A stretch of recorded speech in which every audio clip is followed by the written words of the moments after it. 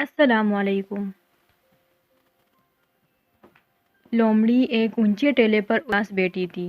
سامنے ہرے بھرے میدان میں جانور اپنے اپنے کاموں میں مصروف تھے۔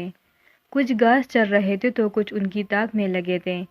کچھ شکار مار کر اس کے گوشت سے اپنا پیٹ بھر رہے تھے تو کچھ ندی سے پانی پی رہے تھے۔ پرندے بھی جھنڈ بنائے ادھر سے ادھر اڑ رہے تھے۔ وہ جنگل کا ایک خوشگوار دن تھا، لیکن اس دن لومڑی پر سنجیدگی طاری تھی۔ جنگل کی زندگی میں لومڑی کو اہم مقام حاصل تھا۔ وہ شیر کی خاص مشیر تھی۔ شیر ہر کام اس کے مشورے سے کرتا تھا۔ تمام جانور اس کے ساتھ عزت سے پیش آتے تھے اور دل سے اس کی عقل کو سراہتے تھے، لیکن وہ اپنی اس حیثیت سے خوش نہ تھی اور اپنے اس کردار سے تنگ آ چکی تھی۔ شروع میں تو وہ اپنی اس عزت افزائی پر پولے نہیں سماتی تھی اور فخر سے گردن اکڑ کر چلتی تھی، لیکن اب حالات بدل چکے تھے۔ دراصل جب وہ دوسرے جانوروں کو ایک دوسرے سے ہنسی مذاق کرتے، بے وقوفانہ باتوں پر کہکہے لگاتے، بے مقصد گھاس پر دوڑتے اور لوٹے لگاتے دیکھتی تو آہ بھر کر رہ جاتی۔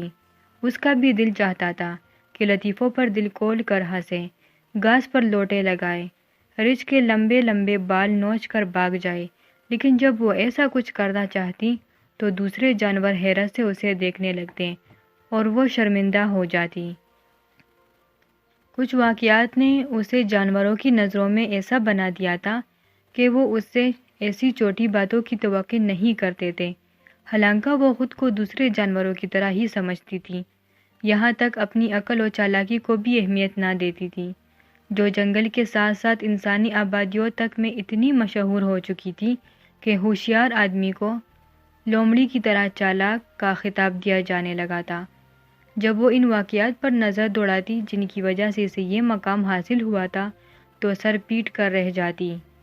ایسے ان میں عقل کا عمل دخل کم، موقع سے بروقت فائدہ اٹھانا اور دوسروں کا احمقانہ رویہ زیادہ نظر آتا۔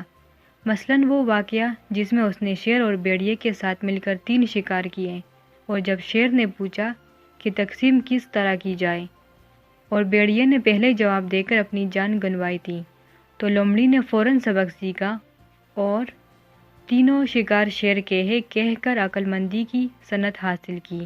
حالانکہ اگر یہ سوال شیر پہلے اس سے پوچھ لیتا تو وہ بھی بھیڑیے والا جواب دیتی۔ اسی طرح جب ایک دن اس نے ایک کوے کو پنیر کا ٹکڑا منہ میں دبائے دیکھا تو اس کا جی للچایا۔ یہاں اس نے محض کوے کی خوشام کی تھی، اب وہ کوا ہی اتنا بے وقوف تھا کہ ذرا سی تاری پر پھولے نہیں سمایا، اور پنیر کا ٹکڑا لومڑی نے مزے لے لے کر کھایا۔ چند واقعات ایسے بھی تھے جن میں اس نے منہ کی کھائی، لیکن وہاں کسی جانور کے موجود نہ ہونے کی وجہ سے اس کی عزت بنی رہی۔ جب وہ ایک دن انگور کے باغ میں گئی اور پکے ہوئے انگور کو دیکھ کر اس کے منہ میں پانی بھر آیا تو اس نے بہت کوشش کی کہ کسی طرح انگور حاصل کر سکے، لیکن ناکام رہی۔ بالآخر اپنی جیب مٹانے کے لیے یہ کہتے ہوئے رخصت ہو گئی کہ انگور کٹے ہیں۔ حالانکہ وہ انگور ذرا بھی کٹے نہ تھے، بلکہ خوب پکے ہوئے میٹھے انگور تھے۔ اب لومڑی تنگ آ چکی تھی۔ وہ سارا دن بھوکی ٹیلے پر بیٹھی رہی۔ رات ہوئی تو تمام جانور وہاں جمع ہو گئے۔ ایک طرف شیر بھی بیٹھا تھا، سب خوش گپیاں کر رہے تھے۔ چاندنی رات تھی، پورے چاند نے آسمان کو روشن کر رکھا تھا، بادلوں کی ٹکڑیاں اڑی چلی جا رہی تھی۔ بھیڑیے کچھ بے چین تھے، وہ بار بار گردن اوپر کر کے بھیانک آوازیں نکالتے۔ شیر ناراض ہو کر انہیں گھورتا، لیکن اس کا پیٹ بھرا ہوا تھا، لہٰذا نظر انداز کر دیتا۔